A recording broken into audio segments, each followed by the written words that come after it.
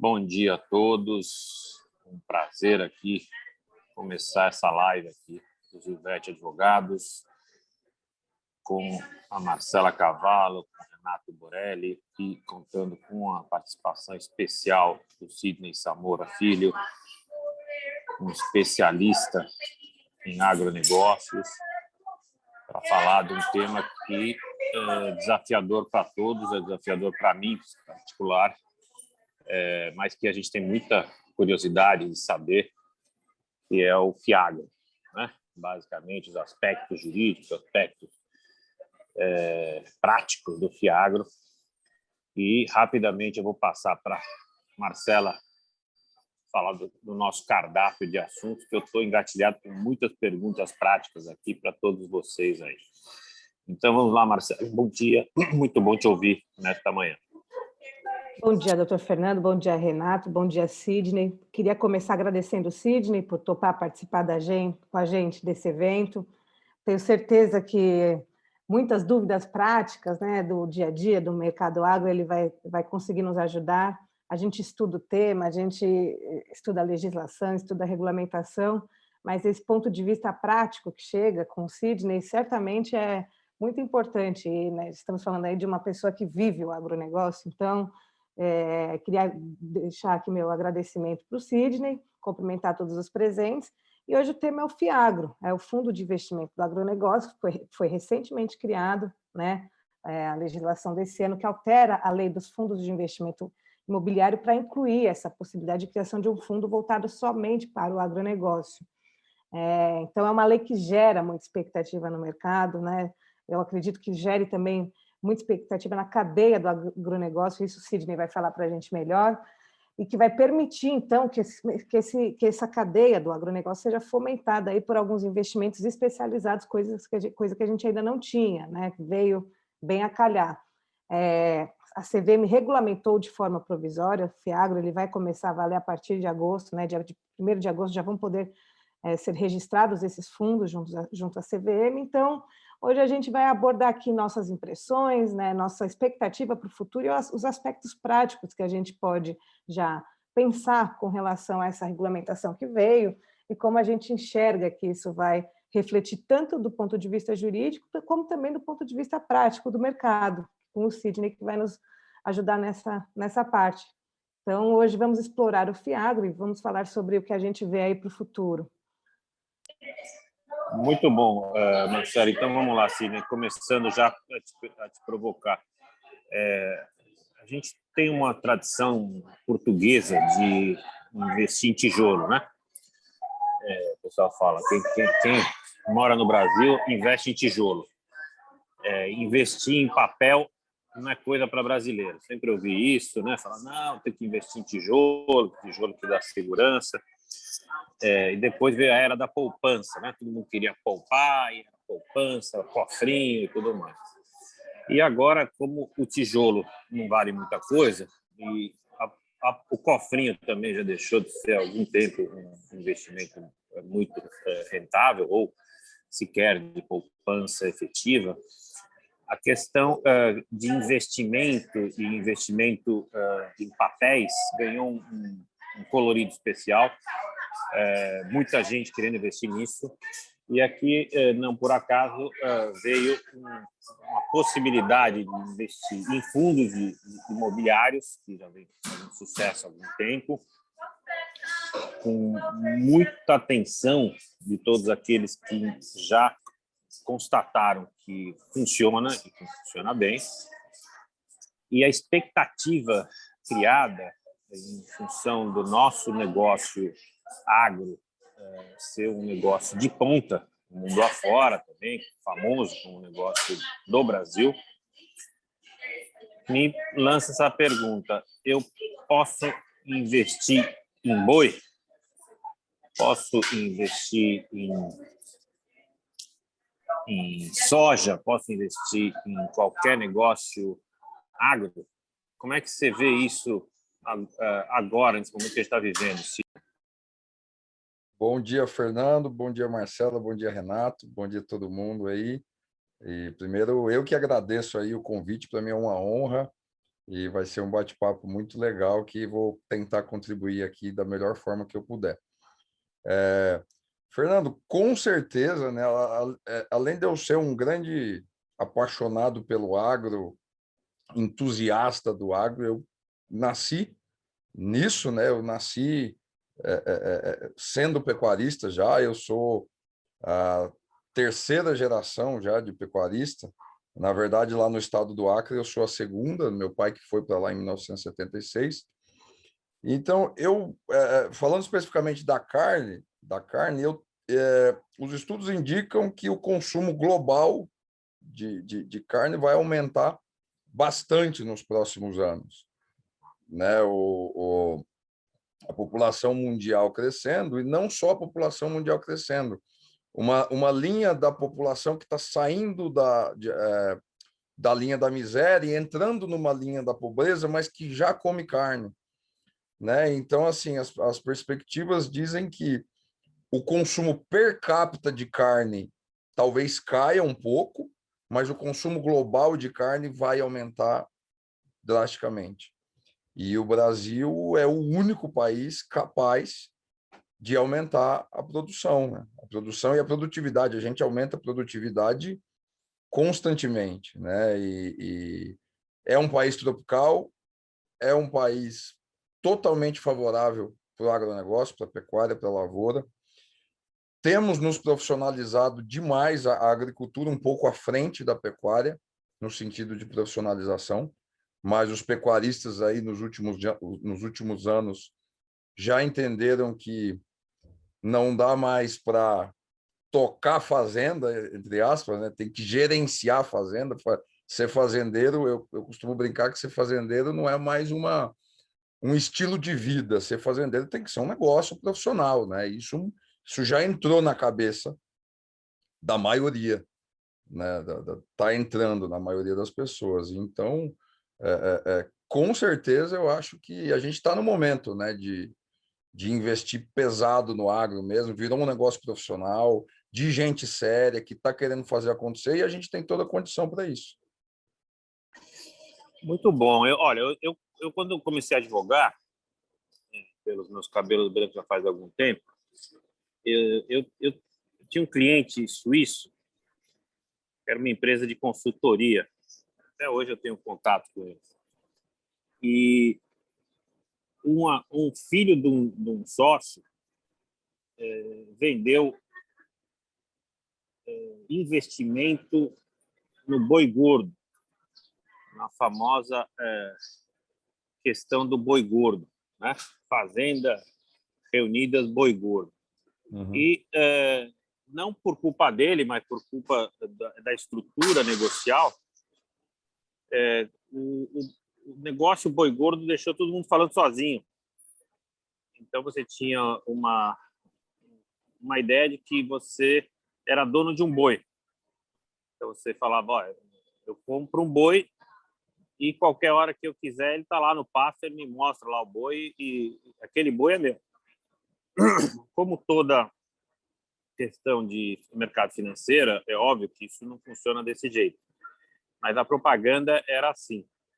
E muita gente acreditou, justamente não conhecer mercado financeiro de capitais, que qualquer coisa ia lá buscar o boi aparecia e amarrava um laço no boi e levava para casa. Uhum. E, claro, deu que não tinha boi, não tinha laço, não tinha nem rastro de boi, porque o negócio não foi um golpe, tá? Então, ninguém deu golpe em ninguém.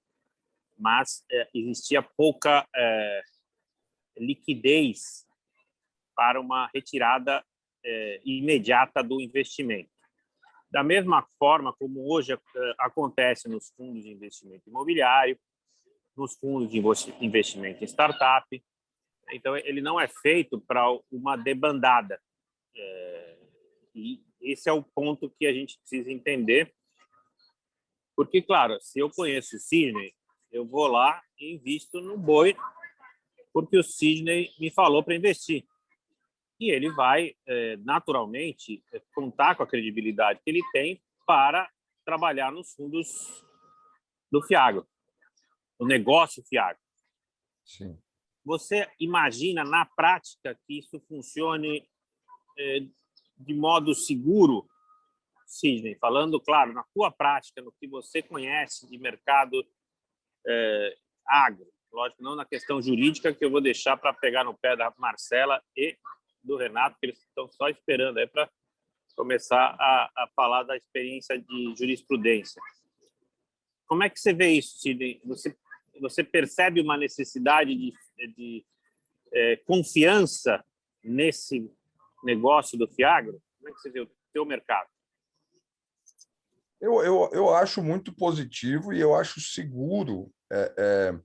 Porque é o que eu falei, os pecuaristas se profissionalizaram muito nos últimos anos, né? Antigamente, só tinha um indicador, eu tenho tantos mil boi. Era só que o fazendeiro falava.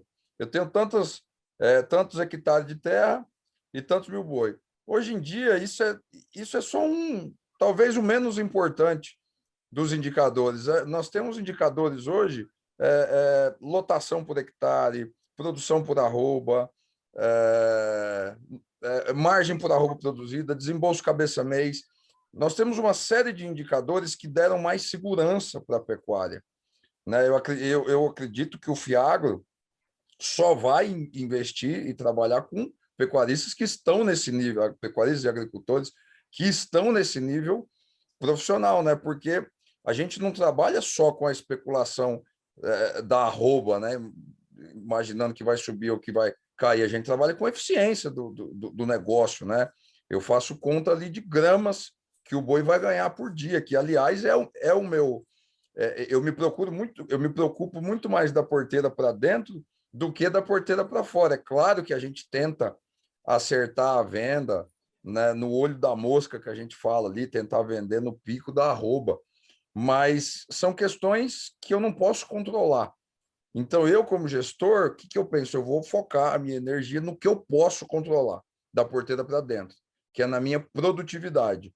Então, assim, como eu, que tem consultoria hoje, que tem os dados na mão, sabe, que fala em taxa de desfrute, não fala mais em tamanho do rebanho, fala em taxa de desfrute, em rentabilidade, como eu, tem muitos já profissionais que fazem o negócio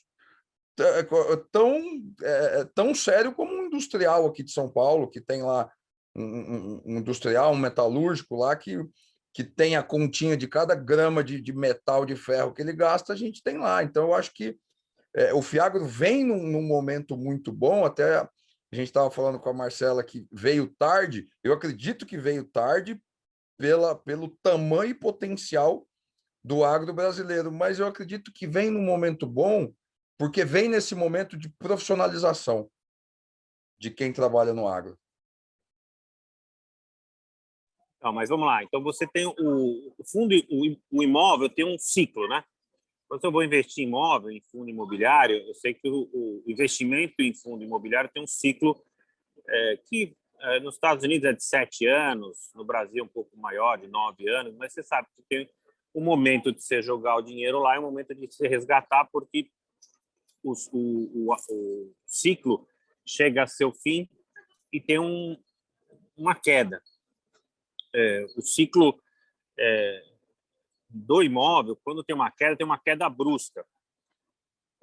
Então, você tem que saber exatamente o momento do ciclo para colocar o dinheiro para depois resgatar antes que você fique com o papel sem valor. No agro, qual é esse ciclo? Você sabe me dizer, mais ou menos, qual é o ciclo do boi? O momento de maior rentabilidade do teu negócio agro? Tem um ciclo ou ele é acíclico? Tanto faz. No momento que eu investi, eu vou ganhar, porque eu investi. Se eu te der 100 mil, você vai falar, Fernando, você não pode resgatar daqui a um ano, certo? Eu te prometo uma rentabilidade de, sei lá, de 30% ao ano, ideia, né? Mas se você ficar 5 anos, se você ficar um ano, você sai com o dinheiro que você investiu, porque você não faz o ciclo virar para ter rentabilidade de 30% ao ano se você não tiver 5 anos para investir. Estou falando 5 anos, como poderia falar 10. Sim.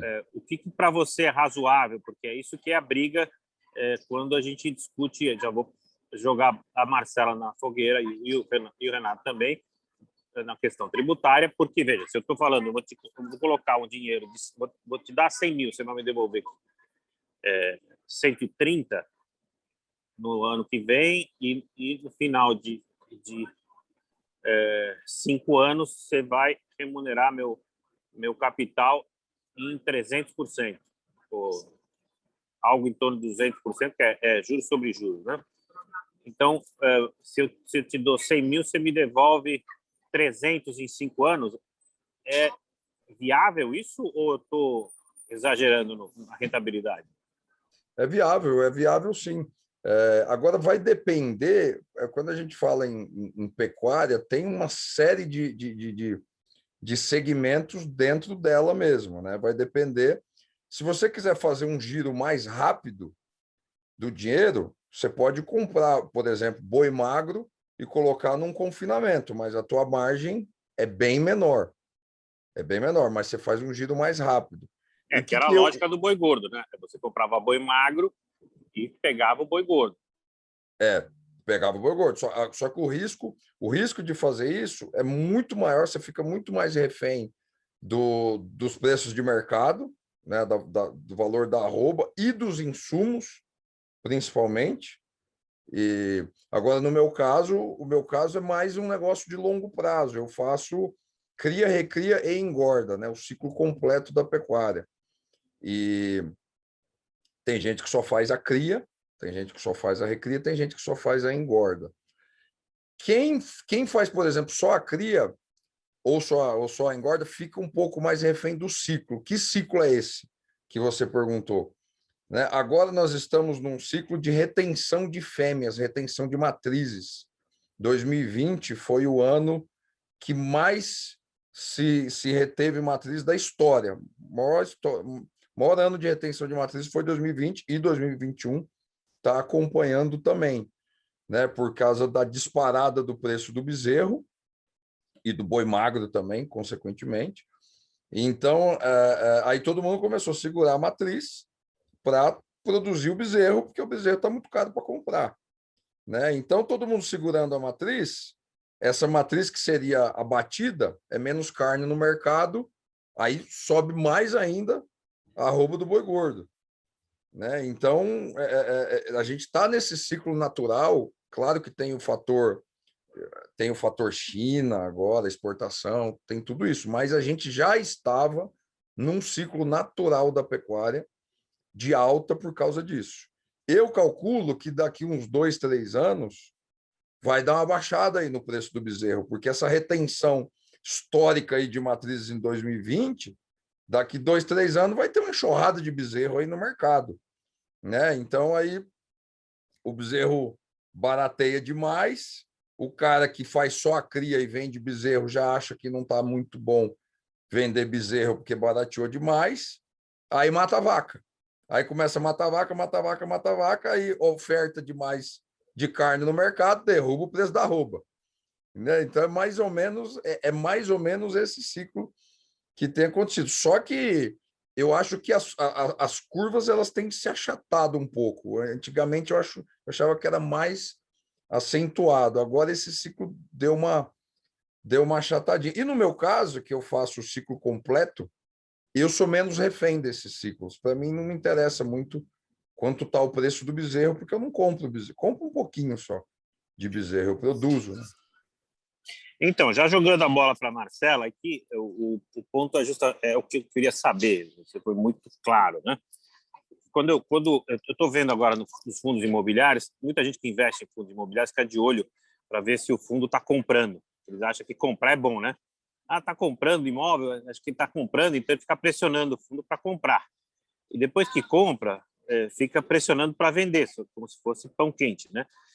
Então, é lógico que tem um ciclo de investimento, tem um ciclo de maturação, tem um ciclo de venda, aí tem um ciclo que a gente chama de securitização, que é transformar os recebíveis em dinheiro, né? Alavancar de novo o fundo.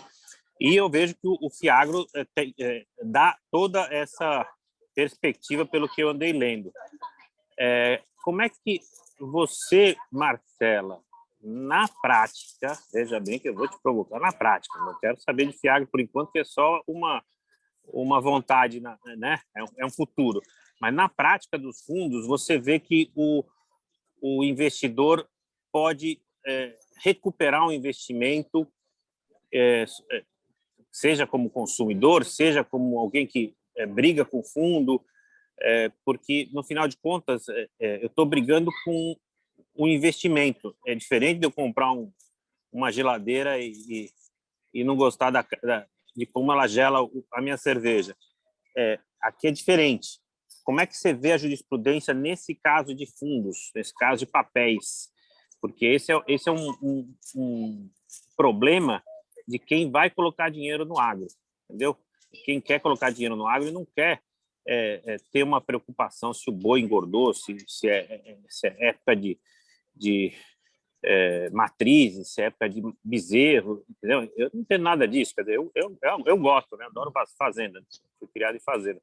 Mas como é que você vê a jurisprudência, Marcelo?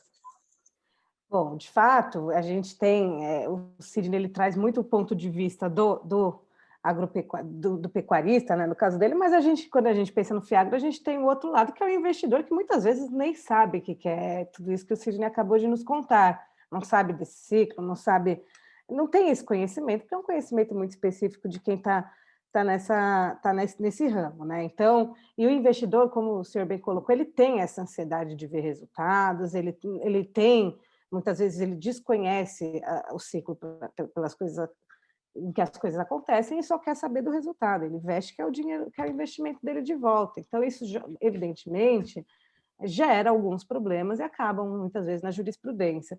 A jurisprudência, né, quando a gente trata do fundo imobiliário, ele é um condomínio, né, ele é constituído através de um condomínio, e dentro deste condomínio a gente tem regras, né, que o próprio fundo institui, obviamente dentro daquilo que regulamenta a CVM, porém, né, a gente tem algumas regras e condições para que esse valor seja retirado, e a jurisprudência ela tende, né, a cuidar destes casos de acordo com essas regras. Então, dificilmente a gente vê um julgado em que permite, vamos supor, a retirada de um valor investido quando não tem nenhum tipo de irregularidade naquele fundo, quando não tem nenhum tipo de má gestão por parte do administrador. Quando a gente começa a falar em má gestão, aí, de fato, a discussão muda um pouco, né? Mas quando está tudo correndo dentro da linha, a jurisprudência tende a respeitar, né, aquilo que está regulamentado pelo próprio fundo. Agora, a gente tem, né, algumas inseguranças, né? Aí você vê que tem algumas questões em que a jurisprudência se mete um pouquinho mais, assim, eu estou falando especificamente do fundo imobiliário, mas acredito que no Fiagro ele deve ocorrer da mesma forma, que são questões de penhora, né, de título, de penhora de cotas desses fundos, né? Isso a gente já até debateu um pouquinho quando a gente falou dos fundos imobiliários em outros eventos, que isso a jurisprudência ela tem aceitado a penhora das cotas, né? E veja bem, quando eu falo penhora das cotas, eu não estou falando penhora do dinheiro, né? A gente está falando aqui das cotas. Então, eu tenho cotas, minhas cotas são penhoradas, mas o fundo, propriamente dito, ele não é afetado por isso, sim. Então, nesse ponto, a gente vê a jurisprudência agindo aí, interferindo então, um pouco mais. Não vão penhorar o boi lá no pasto Ninguém da vai fazenda penhorar do o boi. Sidney. Não vão Vai penhorar chegar os lá bois. um oficial de justiça, eu quero pegar aquele boi lá que tem Não, o chifre meio torto para a direita, para a esquerda. de forma alguma. Não vai penhorar Não, o vou boi. penhorar a minha parte, a minha cota dentro de todo aquele Então, investimento. mas a tua cota, se você dever para alguém. Agora, Exato. se você for investidor, se você for fundo, é importante que a gente diga isso. O fundo, como investimento, ele não é passível de discussão se não tiver vagueza na regra. Por isso que é importante o Fiagro, né? Ele dá uma estrutura no investimento de agro, né? Para o investidor médio, o investidor que está precisando colocar seu dinheiro para render, e ele precisa saber exatamente quanto rende. E falando em quanto rende, uma outra pergunta que eu ia fazer para o Renato, se eu tenho 300 mil no final de 5 anos, investi 100, tenho 300. eu resgato. Quanto é que eu pago de imposto, doutor Renato Borelli? Bom dia, tributarista que é. Fala aí, quanto eu vou pagar na boca do caixa? Bom dia, desculpa, bom dia a todos, bom dia, Sidney, prazer ouvi-lo aí, contando as suas experiências, né, que agregam muito aí para a gente que tá no escritório, conhecer como é que funciona aí o ciclo do negócio que você bem comenta, né. E o FIAGRO, que é o tema de hoje, ele acaba que, com relação ao aspecto tributário, que o Fernando acabou de perguntar, ele acaba que se parece muito com o fundo imobiliário, né? Porque, veja, o FIAGRO, ele acabou pegando uma roupagem aí do que já existia, né? Essa resolução da CVM que a Marcela se referiu, ela acabou por, ainda que transitoriamente, colocar em caráter experimental o FIAGRO imobiliário, o FIAGRO participações, o FIAGRO, o FDIC, né, essas modalidades para investir em determinados segmentos, né, e a tributação, viu, Fernando, ela vai acontecer lá para você, investidor, que botar o seu dinheiro para render no FIAGRO, vai acontecer no resgate das suas cotas, né, e vai ser tributada aí a alíquota de 20% quando você resgatar essas cotas sobre o seu ganho de capital, né? O que acontece é aquela possibilidade que também existe para os fundos de investimento imobiliário de isenção com relação aos rendimentos, né? Com relação aos dividendos distribuídos por esses fundos, né? Dependendo da quantidade de cotistas, dependendo se tem algum cotista com participação muito relevante, né? Então, essa é uma questão interessante da parte tributária. Uma outra questão que eu já vou me adiantar aqui falar, porque tem a ver com a questão tributária dos FIAGROS, né?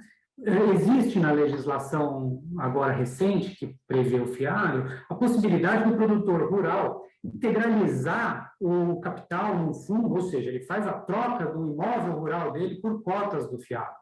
Né? Então, a legislação prevê, olha, uma prévia avaliação de valor de mercado desse imóvel para que ele seja integralizado no fundo, né, no FIAGRO imobiliário.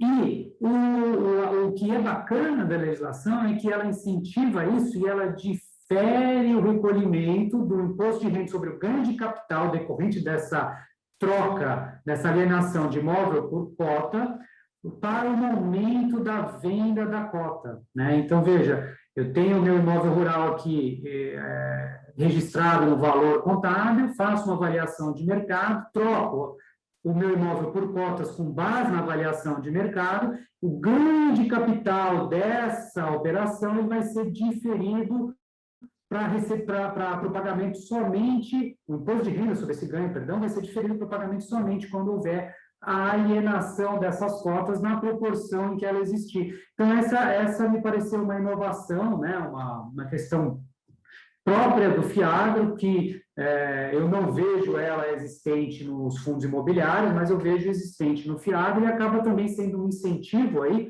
para os produtores rurais, para as pessoas que possuem terras, né, fazerem até pensar em algum planejamento tributário, obviamente, dentro do que prevê as normas, mas para poder fazer essa integralização de capital num fundo com diferimento no pagamento do tributo. Então, mas o diferimento é uma característica dos fundos, né? Esse é um ponto que a gente precisa esclarecer para o público, né? Quando eu invisto em fundo, eu tenho já um diferimento, ou seja, eu não pago imposto quando tenho rendimento. Eu pago imposto quando eu sair do fundo, ou seja, quando eu realizar esse investimento. Essa é a característica do fundo. E acredito que essa seja também uma característica do FIAGRO, como qualquer outro fundo. Quando eu sair do fundo, eu tenho um rendimento, e aí o rendimento é apurado. Agora, se eu reinvestir, esse é um problema que a gente vê muito na prática, né? Eu invisto no fundo, o fundo investe no Sidney. E se o Sidney não performar, o fundo perde rentabilidade. Consequentemente, eu perco a rentabilidade prometida. Então, eu fui lá, falei com o meu consultor, ele falou, investe nesse fundo, que esse fundo está investindo em gente como o Sidney. Liguei para o Cine falou, legal, é isso mesmo, então eu vou investir na minha fazenda aqui no Acre. Só que, por alguma circunstância, não estou jogando praga, não, Cine, isso aqui é só um exemplo, o mercado mundial mudou e a performance do negócio não foi aquela idealizada. Eu posso reclamar, voltando para a Marcela aí, eu posso reclamar, Marcela, que fui enganado, prometeram algo que não rendeu. Como é que você vê a jurisprudência se comportar nesse sentido, Marcela? A jurisprudência atende, né? Dando um passinho para trás, é importante que a gente diga que os investimentos eles carregam lá sua carga de risco, né? Independente, tem alguns que têm uma carga de risco maior, alguns que têm uma carga de risco menor, mas independente do tipo de investimento, ele tem esse viés de ter um risco. E a jurisprudência, em alguns poucos casos, eu poderia até tratar como casos de exceção na jurisprudência, entendem que quando existe esse revés, assim, que foge um pouco da curva, e se verifica que o investidor ele não tinha, né, ele teve aí uma característica de ter sido enganado, ter sido ludibriado para quem o vendeu, né, ou quem o prometeu esse investimento, ela pode sim ela tem ensejado algum tipo de reparação nesse sentido, mas isso é muito raro, né?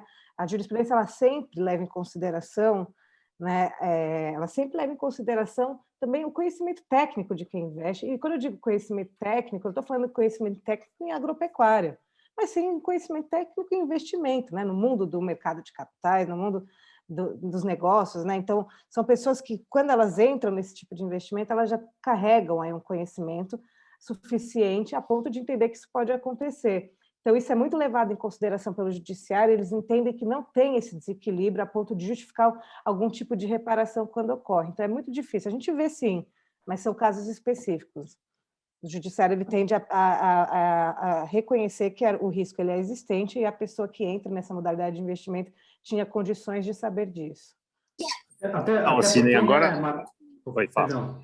Até porque, né, só dando uma complementação, o investimento, né, ele pressupõe que a pessoa que vai fazer o aporte de capital leia o prospecto, se informe sobre o que está escrito ali, veja quais são os fatores de risco, veja qual é a missão, quem é o gestor daquele fundo, né? Ou seja, vamos lá na CVM, no site da CVM, vamos procurar informação, vamos ver se esse gestor atua para outros fundos, vamos ver o que ele traz de resultado para os outros fundos e vamos ver se ele vai cumprir direito o que lhe for o mandato dele, né? Então, eu vejo que, assim, possíveis reclamações nessa linha do que o Fernando pergunta, elas fazem mais sentido se você conseguir identificar um desvio de finalidade do fundo, uma problemática com relação aos investimentos que foram feitos com relação comparativamente àquilo que foi idealizado, tá? Mas, assim, se o objetivo do fundo foi cumprido, o gestor agiu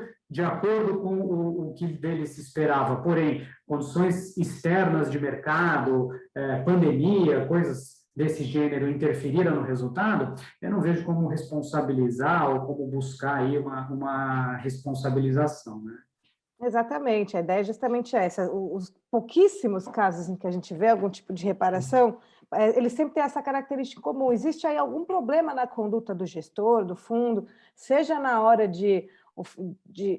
seja até no próprio prospectus, né, com algumas informações não tão claras. Então, assim, quando tudo está dentro da linha, quando a coisa anda direitinho e tem algum tipo de revés que causa esse prejuízo ao investidor, isso não gera reparação na jurisprudência. Para que se gere, a gente precisa aí de um fator a mais, um problema de má gestão, um problema de ausência aí do dever de informar, coisas nesse sentido que acabam gerando. São muito raros os casos, mas assim, a gente não pode falar que não existe, às vezes acontece, mas dentro de situações muito peculiares e específicas. Sidney, você está preparado para dar um pedaço da fazenda para o meu fundo de investimento? Não? Como é que você vê isso? Eu vou investir na tua fazenda, vou colocar 20 milhões nela. Eu sou fundo. Você pode alienar um pedaço da tua fazenda para garantir meu dinheiro, não? Sim, com certeza. Inclusive, eu tenho um perfil super favorável a financiamentos, né? Eu trabalho com banco, meu pai já trabalhava com bancos há muito tempo, né? A história do meu pai no Acre começou com o projeto Sudã, né? Que foi um financiamento lá para a Amazônia, para desenvolver a Amazônia. Então, nossa história sempre começou trabalhando alavancado, e eu constantemente trabalho com os bancos, eu sou super favorável a isso. Eu acho que tem um monte de coisa que dá para fazer. Por exemplo, no meu caso, eu tenho vontade de aumentar áreas. Eu poderia, por exemplo, o fundo chegar em mim e falar: Sidney, o que você quer? No meu caso, hoje, eu estou com as minhas áreas todas entupidas de gado. Até é o meu problema hoje. Eu estou tirando gado para confinamento, para arrendamento, porque eu não tenho mais espaço. Então, de repente, chega para mim: Sidney, você quer comprar mais uma fazenda? Ah, eu quero. Então tá, então a gente compra essa fazenda, ou te dá o dinheiro para comprar essa fazenda, você aliena outra tua como garantia e você faz a gestão dessa fazenda. Eu teria interesse num negócio desse. E hoje, voltando aí o gancho que vocês falaram de ter de repente, uma coisa imprevisível, aconteceu um problema. Hoje, como a gente tem muitos indicadores, a gente tem muito o negócio na mão, e a gente tem um benchmark hoje muito forte com os top do Brasil, eu acho que a gente consegue hoje medir muito mais fácil se aquele cara está performando como deveria ou não. Porque a pecuária é um negócio muito subjetivo, né? É extremamente subjetivo, é um conjunto de coisas. Para o boi engordar, depende da água, depende da ração, depende do coxo, depende do manejo, depende se o vaqueiro grita ou não grita com o boi, que deixa ele mais ou menos estressado. É uma série de coisas, mas o resultado não mente, né? O resultado a gente está lá, os números não mentem, né? Até quem não entende de pecuária, mas entende de número, vai saber olhar, vai comparar com o benchmark ali, vai falar: não, alguma coisa está errada ou está dando muito certo. Não sei por que deu errado, não sei por que deu certo, mas eu sei fazer esse julgamento, né? Então, hoje acho que está mais fácil da gente medir, da gente traçar um planejamento, estipular metas e acompanhar essas metas. E eu tenho totalmente interesse. E eu acho que a maioria do pessoal do agro a gente acostumou a trabalhar com capital de terceiros, sabe? De banco, de fundo não, de fundo isso é novidade. Mas de banco a gente é acostumado a trabalhar com isso. Muito bom, muito bom. Marcela, teve um caso que eu li na jurisprudência aí, de fundo imobiliário responsabilizado por gestão ou má gestão de construtora, né? Porque na contratação de um investimento, a construtora uma compra, você tem experiência nisso, aparece um fundo como interveniente, né? Dependendo do interveniente, né? Dependendo do interveniente, da intervenção, você pode colocar o fundo na roda aí como responsável pelo negócio. Olhando um pouco o negócio do boi, do Sidney, que ele mencionou, seria possível também eu responsabilizar o fundo por uma gestão ou por um problema no negócio de gado? Eu já estou até fazendo a pergunta sabendo que eu vou cair daqui a pouco porque estou sem bateria, mas se eu cair, vocês continuam aí, porque eu estou tentando ficar aqui sobrevivendo com pouco bateria, mas fala aí, Marcelo. Bom, de fato, existem casos, quando a gente olha para os fundos imobiliários, em que existe aí a responsabilização do próprio fundo por algum problema na gestão, né? Isso principalmente quando a gente fala em fundos de tijolos, né? Então, aquele fundo que vai investir no shopping center, enfim, e aí esses problemas eles acabam se misturando um pouco, dependendo da natureza dele. Então, é o que a gente às vezes brinca, né? Entra todo mundo no barco, entra consultor, entra fundo, entra todo mundo quando a gente precisa reparar os danos para quem de fato foi lesado. Eu não consigo virar aqui e falar hoje que não, isso não vai ser um risco para o Fiagro, porque o Fiagro ele tem, né, pelo menos uma perna dele é muito baseado na legislação dos fundos imobiliários e, consequentemente, até o próprio judiciário, até o próprio legislador, até a própria CVM, que deixa isso claro quando ela edita uma resolução de forma temporária e experimental, de que muitos dos problemas que vierem a surgir dentro do FIAGRO vão ser resolvidos com base naquilo que a gente observa, com os fundos que já são aí bem conhecidos tanto pelo mercado quanto pelo próprio Poder Judiciário.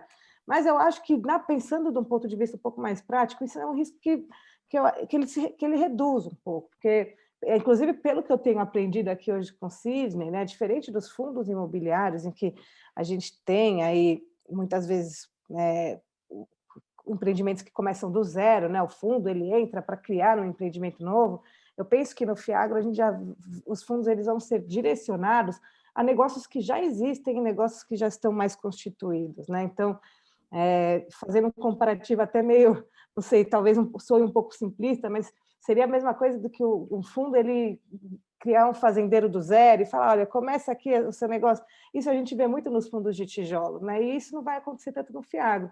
Então, eu penso que vai ser diferente nesse ponto, porque o risco vai ser menor. Eu acho que vai ser mais fácil da gente entender quem vai ser responsável por o quê, né? Então, vai ser mais fácil entender quando o problema é lá do pecuarista ou do fazendeiro, né? Do agricultor, quando o problema vai ser do fundo, propriamente dito, mas eu não sei, eu não conseguiria afirmar que não vai acontecer por conta da minha impressão de que o judiciário vai se basear muito no que ele já faz com os fundos imobiliários para decidir problemas do FIAGRO. Muito bom. E Renato, você falou da conversão de fazenda em papel, né? E você alavanca isso, você vai virando esse papel. Como você vê essa tributação de troca de papéis? Se você está falando, olha, eu estou trocando papéis já num fundo agro maturado e estou trocando papéis, estou reinvestindo. Você acha que aí você não realiza renda, você não está realizando renda, consequentemente você vai ter que tributar antes da troca, ou é só troca e não tem imposto nesse momento, já te provocando sobre o planejamento tributário? É justamente o caso que tem essa particularidade do FIAGRO, né, que permite essa troca de terra pela cota, né, terra por papel, e a legislação claramente autoriza o diferimento do recolhimento desse tributo aqui. Então, eu, dono da terra, que agora não tenho mais a terra, tenho o papel, não vou pagar o ganho de capital agora, né? Então, aquela diferença do valor de mercado da minha terra que entrou pelas minhas cotas, do valor que estava registrado esse imóvel na contabilidade.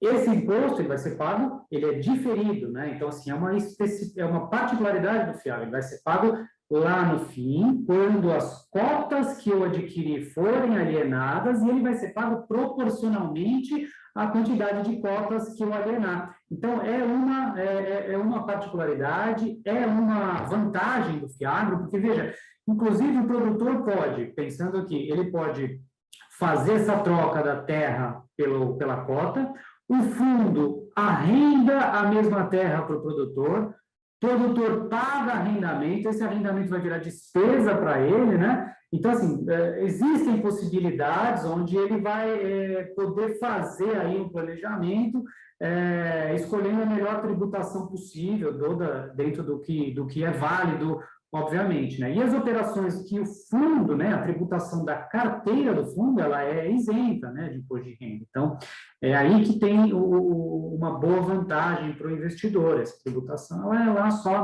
no ganho de capital no final, né? Então, de fato, acaba sendo o que incentiva um pouco, né, as pessoas a quererem migrar para esse mercado também, porque, veja, a pessoa gosta do agro, acha que o agro tem potencial, e vem o FIAGRO e traz possibilidades diretas, né, relacionadas a esse mercado, com uma roupagem fiscal adequada, com fácil acesso para o pequeno investidor, sem muita barreira de entrada, como o Sidney até conversou em outro momento, diminui os custos de transação da pessoa que quer investir, ele não precisa fazer due diligence na fazenda, ele vai, escolhe o fundo que está sendo distribuído pela corretora dele, compra a cota do fundo que vai investir na fazenda, nos negócios do Sidney, por exemplo. Então, assim, é um mercado muito novo, muito direcionado e que, na minha visão, vai desenvolver muito, vai crescer, vai favorecer a expansão do agronegócio mais ainda, porque o Sidney hoje reportou aí para a gente a dificuldade de crescer o negócio dele, porque precisa de mais terra, né? E imagino que que você já tenha bastante terra, mas ainda precisa de mais, porque, veja, o consumo vem a China querendo comprar, então esses investimentos vão vir numa boa hora aí para alavancar o agro, né? Eu, pelo menos, vejo dessa forma. Renato, uma pergunta, a integralização da fazenda no fundo, a troca da terra por papel, o imposto de transmissão é pago, de transferência. O imposto de transmissão, existe aí um entendimento jurisprudencial, recém, inclusive, exposto pelo Supremo, né, que não incide, né, na integralização o ITBI, no caso. Né? O ITBI, então, exatamente, existe essa discussão que esse imposto não existe quando você está integralizando o capital, o seu fundo não é voltado única e exclusivamente a atividades imobiliárias, existe aí todo um contexto, né? Eu fiz isso e realmente não foi cobrado, que a gente tem os nossos imóveis todos eles pertencem a uma holding patrimonial. Nós já temos o planejamento sucessório da família todo e foi feito dessa forma. Nós quando criamos a holding, o meu pai integralizou todos os imóveis rurais e urbanos dentro dessa holding e de fato não foi cobrado o ITBI. Isso, o ITBI, exatamente. Aqui eu estou falando do imposto de renda, né? Que é quando você vende para a holding ou para o fundo, em troca da cota ou da participação societária, por um valor maior do que o valor que ele está registrado. Né? Tá. São dois tributos diferentes, mas muito bem lembrado aí por você, a questão do ITBI. E, de fato, com essa questão tributária, ela teve uma polêmica, né, Renato, no Fiagro, porque começou com um veto presidencial que acabou sendo derrubado e tinha aí um risco, né, que o que se discutia era justamente isso, né, vai ser atrativo para o investidor, né, a partir do momento que a gente tinha essa questão teve esse veto presidencial que, né, ele tirava esse benefício aí do imposto de renda. Então, acho que agora a gente tendo essa posição, que é o que acontece, né, com os fundos imobiliários, né, salvo engano. Não fazia sentido, né, Marcela, manter o veto sob o simples argumento de renúncia fiscal, que foi o argumento utilizado, né? Até porque, se mantido o veto, uma grande parte da atratividade desse tipo de investimento deixaria de existir. Então, acho que andou bem aí o Congresso quando fez prevalecer aí essa regra. Eu penso igual. Eu acho que, então, quando a gente pensa no investidor, no futuro, né, quem que vai investir, a gente tem, além desse incentivo, né, dessa questão que torna atrativo, também é um ponto que o Sidney, a gente, na nossa conversa, no nosso aquecimento, né, que a gente brinca, ele trouxe, que é muito interessante, que ele torna o agronegócio acessível, né? Porque muitas vezes as pessoas gostam do setor, as pessoas se interessam pelo setor, as pessoas assistem, leem sobre o tema, mas assim, você entrar no setor, botar a mão na massa é muito difícil, né? Você começar do zero, entrar nesse meio aí do zero. Então, quando a gente permite que o investidor ele participe diretamente do agronegócio, mas a partir dos investimentos, isso deixa acessível, né, Sidney?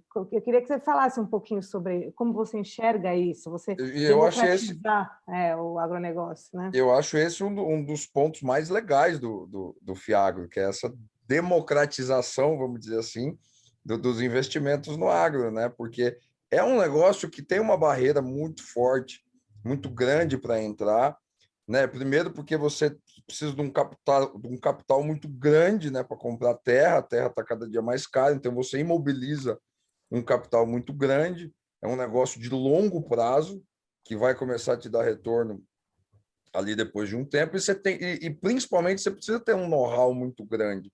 Eu mesmo eu cansei de desestimular amigos meus profissionais de outros ramos, que sobrou um dinheiro lá, falou assim, eu quero investir no agro. Eu falei, cara, não investe não, cara.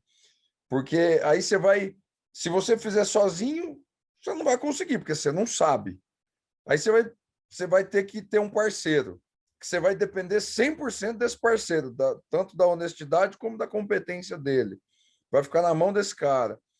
Então, assim, aí o cara chegou para mim, não, então, seja você meu parceiro, deixa eu pôr gado na tua fazenda. Eu falo, não, mas na minha não cabe, né?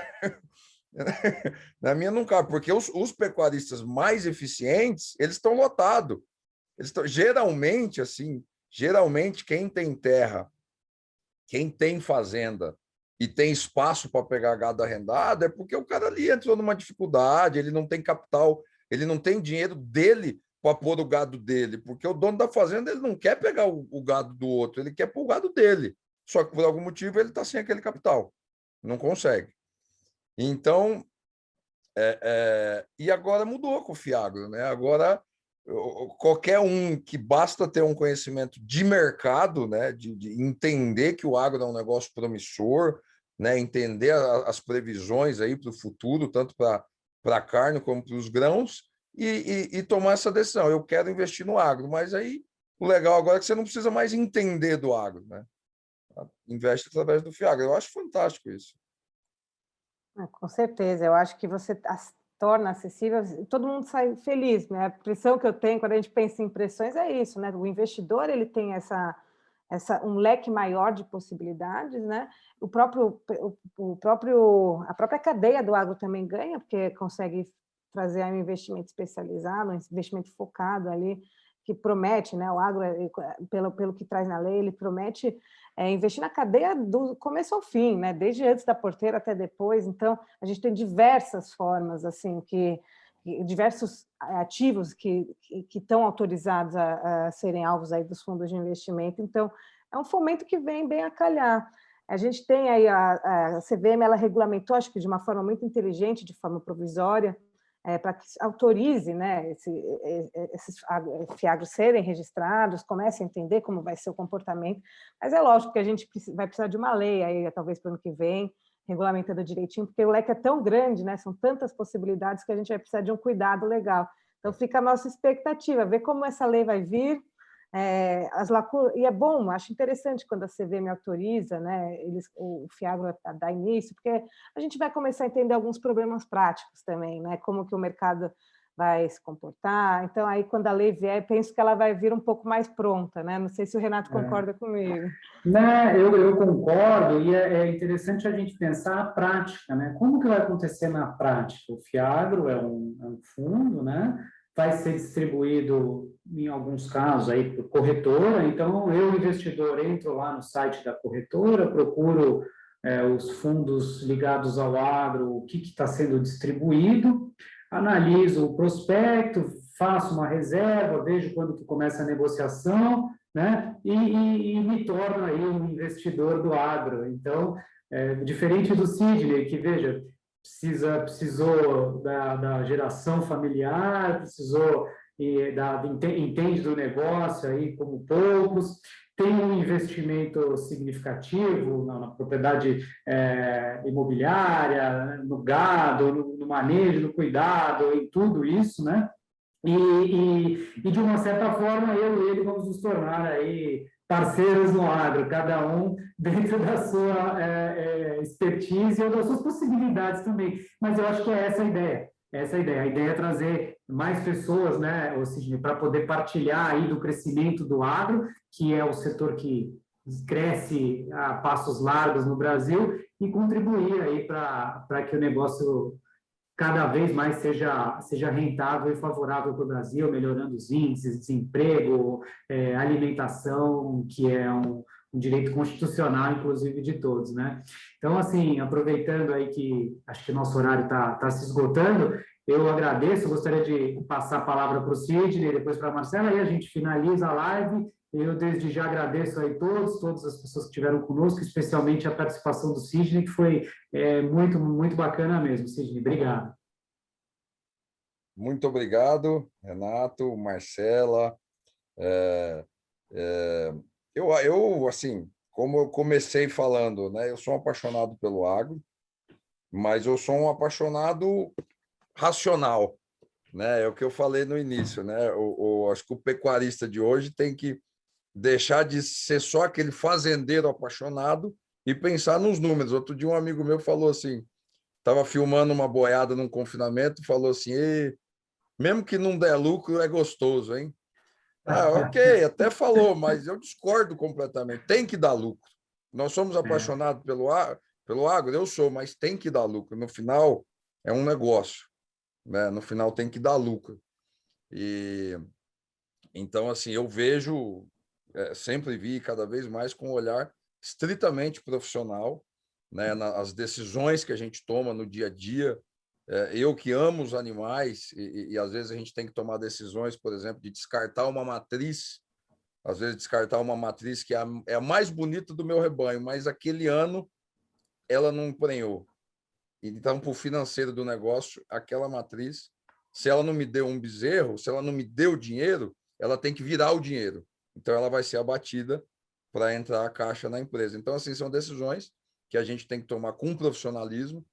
E eu acho que o Fiagro vem aí para profissionalizar ainda mais, né, o agronegócio, né, porque com certeza qualquer produtor aqui vendo do meu lado, né, tanto o pecuarista como o agricultor, ele tem que estar num nível mínimo de profissionalismo ali para ser parceiro do Fiagro, né? Eu tenho certeza absoluta que o Fiagro não vai se relacionar com nenhum cara ali que está na informalidade ali, que não tem documentação da terra, que não tem as licenças ambientais, que não tem. Tenho certeza absoluta. Então isso vai despertar ainda mais na cabeça do meu povo aqui do meu lado a se profissionalizar, a se regularizar, né, as reservas legais das propriedades. Eu acho que indiretamente vai ter um benefício ambiental, porque vai ser uma corrida também. Fala, opa, tem um fundo aí agora, para eu acessar esse fundo, eu tenho que me regularizar minha reserva legal aqui, eu tenho que estar em dia. Então, assim, eu vejo só com bons olhos. Do lado do investidor, que vai democratizar, ele vai conseguir investir. Para o meu lado, a gente vai fomentar ainda mais a pecuária, o agronegócio em geral. E fico muito satisfeito. Obrigado mais uma vez por esse bate-papo. Estou aqui à disposição sempre que quiserem. Para mim, falar de agro é um prazer, é uma diversão para mim. E é isso. Obrigado. Eu queria agradecer, Sidney, mais uma vez sua presença. Certamente voltaremos a falar, talvez quando o Fiagro já estiver caminhando, vai ser um prazer trocar experiências práticas e ver como que o reflexo está sendo esse reflexo do seu lado aí, né? No lado de quem está com a mão na massa. Então, obrigada, Renato, também. Agradeço a todos os presentes. Semana que vem a gente está de volta aí com um tema novo. Tenha uma excelente tarde. Obrigado, tchau, tchau. Boa tarde, tchau, tchau. Boa tarde.